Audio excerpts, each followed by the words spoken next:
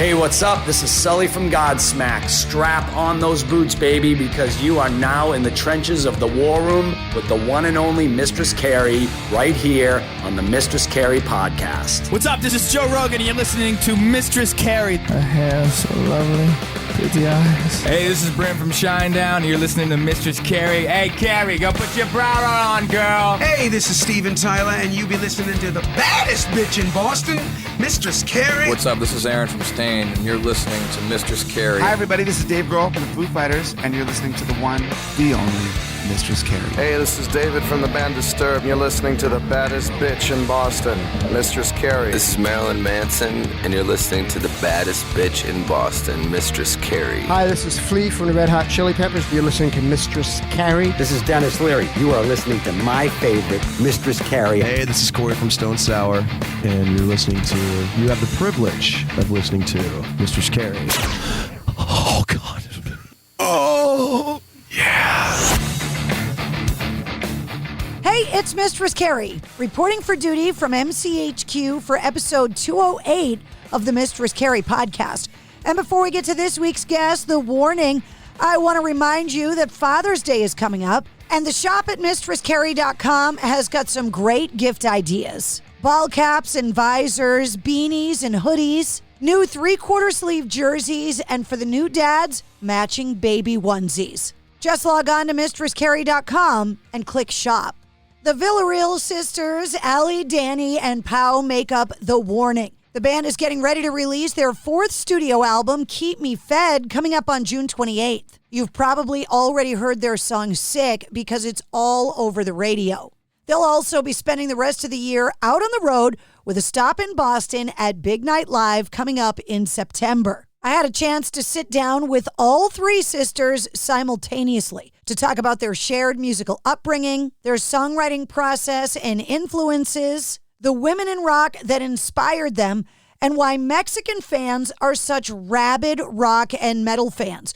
We also talked about their extensive international touring and, of course, what it's like to be in a band with your siblings. The Warning are yet another example of women that are taking their rightful place at the table of rock. So, allow me to introduce you to The Warning. The ladies from The Warning, thank you guys for coming on the show. It's nice to see you.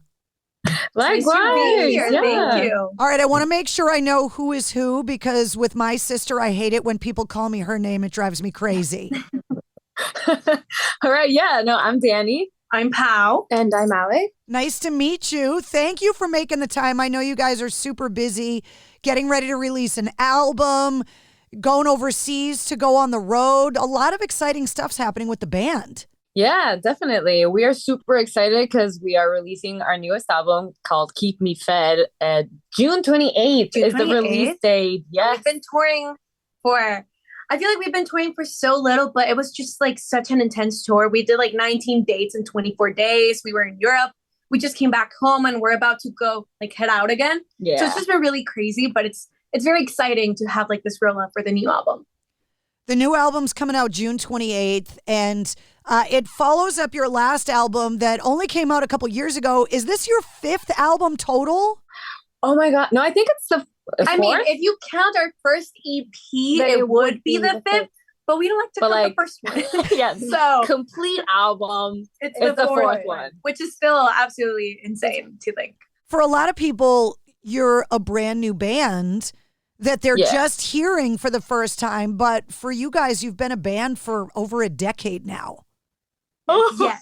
It's so weird because it is a long time, but we still feel like we're just starting out in some ways. Yeah. Obviously, in some aspects, not really. But musically, since we started writing when we were so young, I feel like we're just starting to really express ourselves the way that we want to at this age. Being in a band with siblings, there are famous stories in rock and roll of it going really well and it going really bad. And I know growing up, you guys started playing instruments really young. So was it just always understood that you were going to be in a band together? I don't know if understood. It just kind of grew into that. We had parents that just really liked music, and they shared that love and that passion with us. Yeah. But it was never like, we're going to be in a band. Exactly. We played individually, actually. We were just like in our own thing, but it wasn't until Ale picked up the bass that we were like, hey, we can kind of do something. Yeah, it all just like naturally evolved into this, and now we're a band. So, yeah. Did you pick up the bass automatically? Because there's a great quote from Geddy Lee from Rush, another power trio, who said that nobody ever sets out to be a bass player. You play guitar and then somebody's got to play bass and the band votes you in. Is that what happened to you, or did you really want to play the bass? No, I actually wanted to play the bass. It's the only like instrument I didn't know. So it was something different and new for me. So I wanted to try that out. And I love it. Honestly, I feel like I don't know how to play the guitar actually. So, yeah, no, I feel like she always tells us it's the best instrument. It is. I fully agree with that statement. It is the coolest instrument. There is no place to hide in a trio, right? When you're in a band that's got 4, 5, 6 members, there's kind of somebody to pick up if you make a mistake or whatever. But in a trio, you're kind of all out there. Yes. It's a lot of trust and practice and rehearsals. So definitely that is. But like, even though you like can't pick up the mistakes of somebody else like on their instrument, but I feel like we cover each other's blind spots all the time. We do.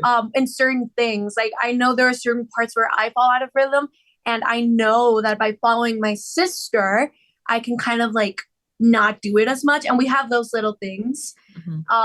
But we really do just rehearse a lot so like we can try for that not to happen as much. Because at the end of the day, like, it's still rock and roll. Like, you're still human, but you still need to be good. Yes.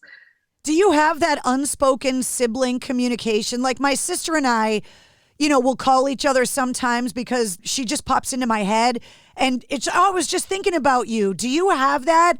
And does it come across on stage?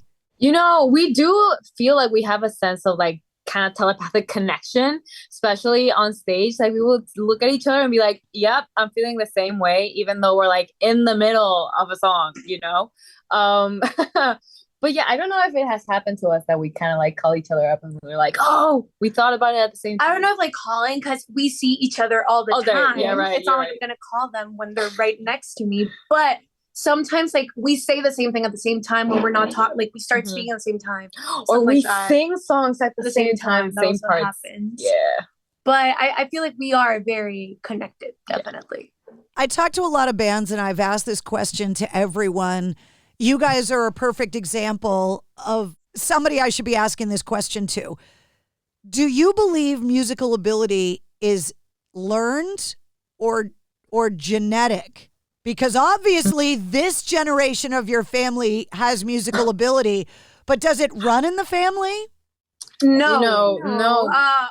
My parents are not musicians. Yeah. I don't think anyone in our family. But I feel like it is learned. Yeah. It, like, the passion can be it's such a genetic big motivator. And I feel like there are some people who have like an easier time with certain things, but apart from that, there's only so much you can natural at. Yeah. I mean, we all have our strong suits. Yeah. Like, Ale has like such a natural ability to learn stuff. And sometimes I have a natural ability for something else and Dani for something else. But it is only by learning that you can discover that you have that ability and like develop that ability.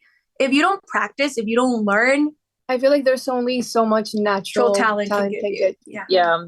And there's so many aspects of music actually that there's like so many things you have to be good at. Exactly. I remember what it was like for me telling my parents that I was going to end up in the rock world and on the radio and that this was what I was going to do for a living. It seems like having 3 daughters that come to you and say, we're going to be in a rock band together would be something that would scare most parents. Yes, for sure. I mean, it would scare me. Yes, for sure. Honestly. Yeah. And you know what? I don't think they were not scared, Yeah. I mean, I think they just really supported us, but it's still I feel like there was a certain safety in knowing that it was the 3 of us and that my parents were with us all the time. They still are. But like we were all just learning how to navigate this industry together. And I mean, they're our parents, so they really just wanted the best for us all the time. Like, and that really depends on each person's definition of what is the best for your kid. But in this case, it was like in supporting us and finding a way to navigate this in the healthiest way possible. I always ask about musical upbringing. So I have a theory about music, that there's the soundtrack to your childhood that you get exposed to unwilling by your parents or your cool uncle or the, whoever it is. And then there's a point where you discover something on your own, a band, a song, an album. And from that moment on, your musical identity begins. So because you grew up together, what was the soundtrack to your collective childhood? But then what was it that you discovered that made you go, okay, this is what I like moving forward? Oh, I love this. That is awesome. Yeah. So our childhood soundtrack was a mix of a lot of things, but definitely Billy Joel, Elton John, Queen, lots of Queen, Pink Floyd, even like classical music. A lot of classical music. A lot of musicals. The Cats musical is in my house. I repeat all the time. But also like, you don't know who Cepillín is because that is a Mexican thing. But like children's music as well. Like so Mexican children's music. But I remember the point where I started discovering music by myself. I was 12 and I had an iPod, like an iPod Touch.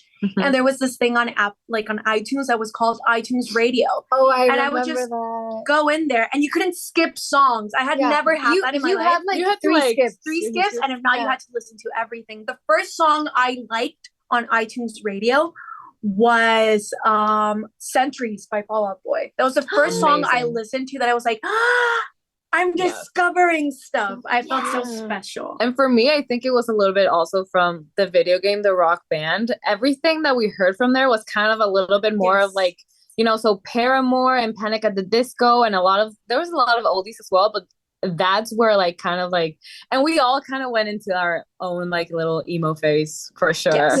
After that, middle school. Yeah. What about you, Ale?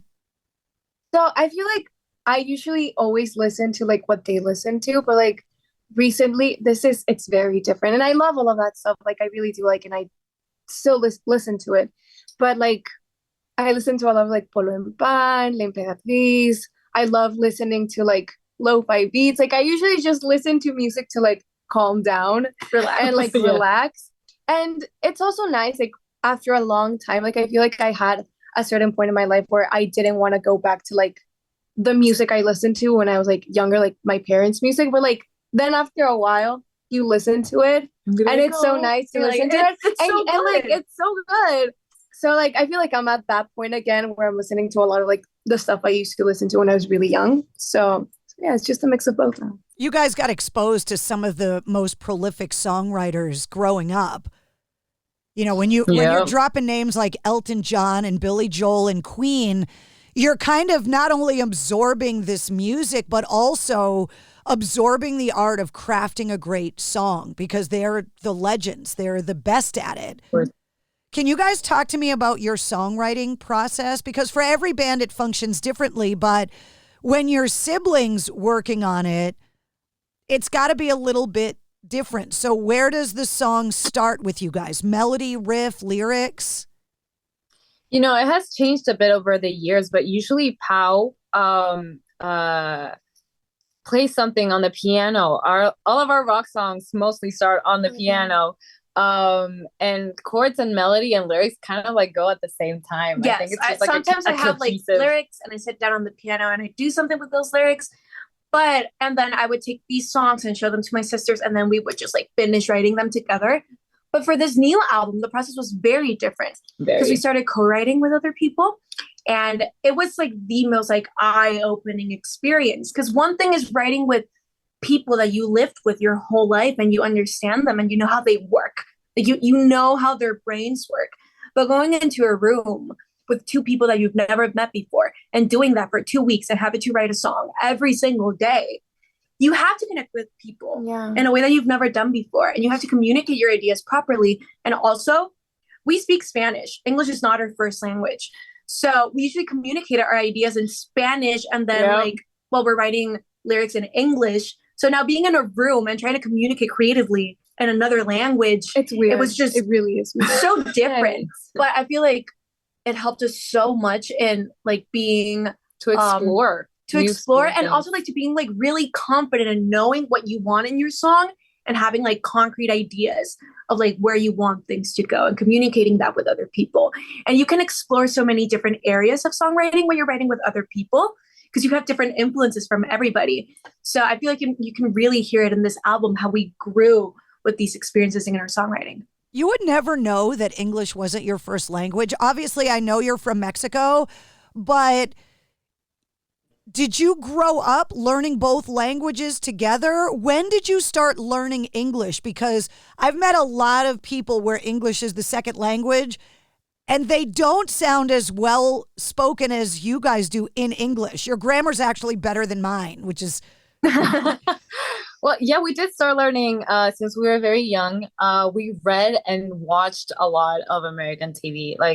Yes, we would read books in English all the time. The music that we heard as well was also in English. But mostly I feel like where our English started to get really good was when we started working and we had interviews in English. So it was like you have to work on your accent, how you communicate with people. If you listen to our first EP, you will hear. You can hear that our English is not the best. I feel like we've gotten better. Yeah, for sure. What were you watching on TV? Because when I interview people that learned how to speak English through pop culture and they bring up movies and television, I think it's hilarious that that's your English lesson. So what was it that you were watching?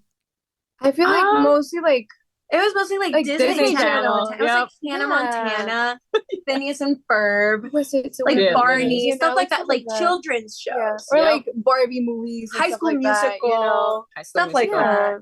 I've been in the rock world for a while now, and I feel like starting my career during the nu metal era of rock, when women in rock, there was one, or two if you were lucky, that rock stations had one female DJ. And I talk to so many female musicians now, women that talk about the influences of the women that came before them. And it really feels like now is the era in rock and metal that women like me have been waiting for, where women have just kind of kicked the door in, taken over, and there are so many women, either full female bands or women in bands, that it's like, oh my God, finally. So can you guys talk about some of the women in rock that inspired you? Ooh. Definitely. I feel like when we grew up, we didn't really grow up with the notion that that was weird. Women were rare in rock. Because the rock that we really we heard when we were young was through the rock band Paramore. They had Paramore was the big 5 songs from Paramore in that game. So we always just heard female voices in rock all the time. It was only until we started working and we were like, we are the only girls here. What is going on? Yep. So Hayley Williams was one of Lizzie Hale as well. Oh my God. Yeah, no. Incredible. And we toured with her, which was also incredible having that experience. But honestly, my sisters were just like this huge influence of like inspiration and keep doing like what I was doing. Like when I looked around and I was the only female drummer, not only kid drummer, but like the only girl drummer where I was at. And I would see my sisters and I'm like, I'm not the only girl here. Like, okay, we're together. And it is very amazing to see how over the past 10 years that we've been working, how things have been changing. Like we would go to festivals and the restrooms, like the women's restrooms, were our private restrooms. Nobody was there. It was only us and my mom. But now there's like a line. You have to wait in line and go to the restroom. That's fantastic. We love that. It's like, oh my God, it's not only us here. And it's not only like in bands, but people and engineers, like hands, production, promoters, like everywhere. It's just like there are more women being included in these spaces. And it's just so inspiring to be a part of that. it used to be that we did have private bathrooms. Like the joke was always the cleanest bathroom in the room is in an Iron Maiden or a Rush show, but that's not the case anymore. Like exactly. I've been saying it for years that women love rock music and we like to get in the pit and we can talk about music, and for some reason now more than ever, people are really starting to see it. When you go to rock and metal shows, there are way more women there than ever before. Yes, awesome. Love that. I have heard from so many bands how crazy the rock and metal fans are in Mexico and South America. And I have never been able to go to these shows, but every band I talk to talks about these crazy festivals and the giant pits and lighting of flares. Like, what is it about rock fans in Mexico, Central and South America that makes them such rabid fans of the music? It's the passion. It's the passion. I feel We like are culturally very passionate. Yes. Very intense, we're very friendly. We're not like extroverted, but everyone's just like such a big, it's a big community. And like our culture is just so passionate. Then when we listen to music we like and just when let go. everyone's enjoying it, it's insane. It's so fun. It's communal passion. Like everyone's just super into it. And yes, like we grew up with those crowds. Not only being a part of them, but playing for them. And like the deeper south you go, like when you like get to Argentina, it's just absolutely and insane. we have such a like loud voice as well. culture. Like, I don't know how to explain it, but like even we're like always talking. the loudest in a room. Italians are like that too. Yeah, exactly. It's very similar. When you put it in like a crowd in a festival, it's just insane. It's intense. We give incredible. 110% for everything that we do, and that includes enjoying music. Exactly. So you have to come over to a festival over here. Yes. Anytime. You would have a great time. Always the funnest. Growing up in school, I took Spanish as a second language, and I found it really hard. They say that musical ability, math, and language exercise the same part of the brain, and I believe that part of my brain is broken. Because I suck at math, I can't speak another language, and I have zero musical ability. You guys release music both in English and Spanish, and I feel like when you're crafting the actual music, that's one thing. But crafting lyrics, because the languages are structured differently, trying to translate them back and forth, can you talk about the difference in lyric writing in Spanish versus English? Yep. Writing in English is way easier than writing in Spanish. Yep. It's a simple.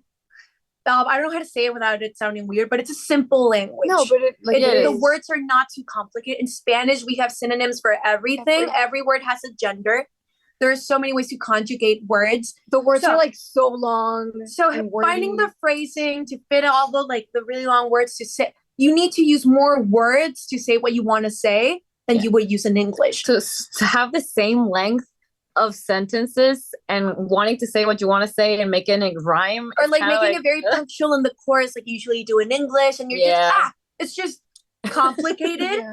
But writing in your native language is just it's beautiful. Such a beautiful thing. And also Spanish is such a beautiful language.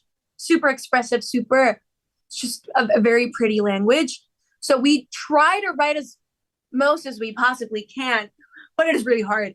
But we try to at least include one song in each album in Spanish, because there's also a very special feeling of going to your country and speaking your language, having people sing your songs back in your language. But also, like right now that we've been touring in Europe, we went to Germany, right? Or like the Czech Republic, or places where there's no reason for them to speak a lick of Spanish. And they would just be singing our Spanish songs back to us, like so passionately in such a loud volume that you're like, oh my God, music really is just such a big universal language, and you connect with people no matter what. So it's really nice for us to also be able to like offer that to people, offer both languages. You're making me feel a lot better for having a hard time in Spanish class. Spanish is a hard language. Because if you're from Mexico telling me that your home language is difficult, then it makes me feel better that I had a hard time with it. Yeah, you're good. You're good. Spanish was my worst subject. It was for mine as well. All the time. Yes. When you're touring internationally, you're getting exposed to all of these different cultures.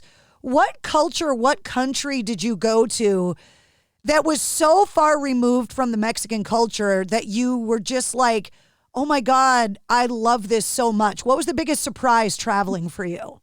Oh my God. Love this so much. Apart from like my culture. Yeah. Trying to think.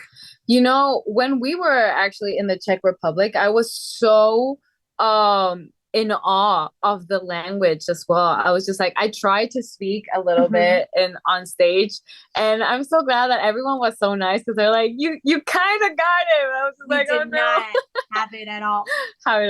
But that's like for always... me, the biggest culture shock that I've personally experienced while traveling. It's not necessarily that I like it more. Like I love this, but when we went to the UK, specifically London, like everyone drives on the other side of the road, right? Like, okay, fine, sure. But they walk on the other side of the road as well. So weird.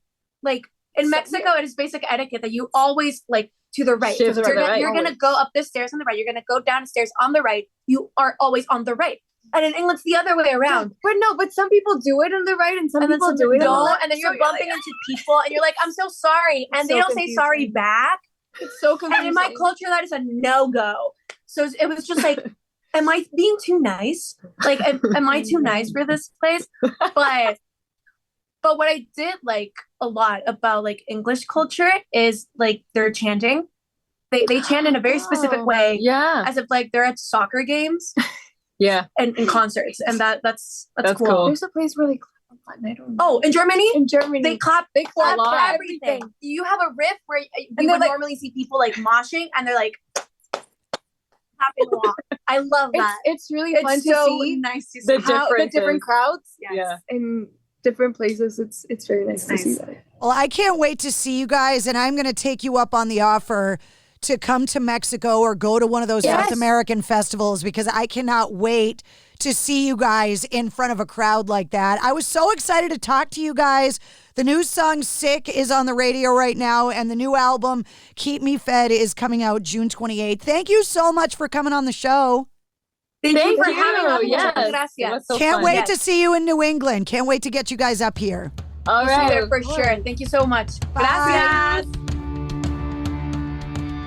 There they are, the Villarreal sisters, Ale, Dani, and Pau, The Warning. The new album, Keep Me Fed, comes out June 28th. And if you want to see them in New England, there's only one way to do it. Big Night Live in Boston on September 13th. Tickets are on sale now. Just click the link in the show notes of this episode to get them. And while you're there, check out this episode's corresponding playlist. I make a playlist for every full-length episode of the Mistress Carrie podcast that features all of my guest music and all the artists and songs that we referenced in the interview. You'll also find all the warnings links and all the Mistress Carrie links too. If you liked what you heard, don't forget to like, follow, and subscribe to the Mistress Carrie podcast. New full-length episodes come out every Wednesday. Plus, every weekday, you get the sit rep. All of your rock news, music headlines, and entertainment updates in about 5 minutes. Join me live every Tuesday night at 8:30 Eastern for my weekly video show, Cocktails in the War Room. You can check it out live on Facebook and Instagram, Twitter and Twitch, and on YouTube. And of course, you can always find me on the radio. Get the details on all of that and more at mistresscarrie.com. The Mistress Carrie Podcast, a proud member of the Pantheon Podcast Network.